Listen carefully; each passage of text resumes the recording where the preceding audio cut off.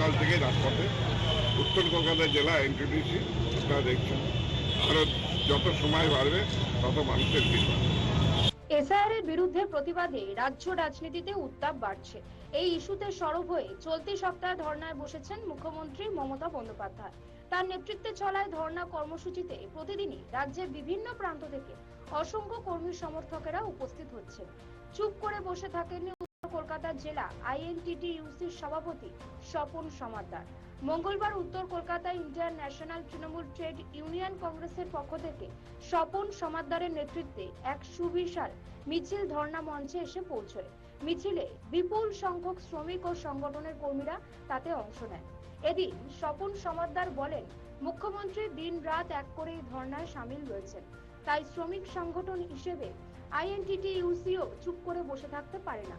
মুখ্যমন্ত্রীর পাশে দাঁড়াতে এবং এসআইআর এর প্রতিবাদ জানাতে তারা ধর্ণা মঞ্চে যোগ দিয়েছেন। তিনি আরো বলেন, কেন্দ্রের তুগলকি কাণ্ডের তীব্র নিন্দা সর্বত্র। পাশাপাশি মুখ্যমন্ত্রীকে ধন্যবাদ জানিয়ে মেয়র পরিষদ স্বপন সমাদ্দার বলেন, একমাত্র বাংলার মুখ্যমন্ত্রী সাধারণ মানুষের জন্য পথে নেমে লড়াই করেন, তার এই লড়াইকে আমরা কুর্নিশ জানাই। ধর্ণা মঞ্চে এদিন রাজ্যের বিভিন্ন জেলা থেকে কর্মী সমর্থকদের উপস্থিতিও চোখে পড়ে। রাজনৈতিক মহলের মতে এই ইস্যু ঘিরে আগামী দিনে রাজ্য রাজনীতিতে আরো জোরালো হবে আন্দোলন।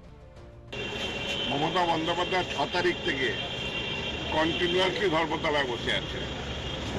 এসআইআর যারা করছে কেন্দ্রীয় সরকারের নির্দেশে নির্বাচন কমিশনের খুব অন্যায় করছে।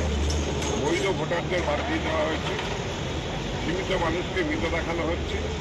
ফলে বাংলার মানুষের স্বার্থে মমতা বন্দ্যোপাধ্যায় রাজপথে, সেখানে তৃণমূল কংগ্রেসের কর্মীরা, তৃণমূল আইনটিসির কর্মীরা ঘরে বসে ঘুমাবে, এটা হতে পারে না। তাই সকাল হোক, রাত হোক, দিন দুপুর হোক, সর্বদাই মমতা বন্দ্যোপাধ্যায়ের সাথে তৃণমূল শ্রমিক সংগঠনের কর্মীরা আছে। তাই আজ সকাল থেকে রাজপথে উত্তর কলকাতা জেলা এনটিডিসি আপনারা দেখছেন। আরও যত সময় বাড়বে তত মানুষের ভিড় বাড়বে।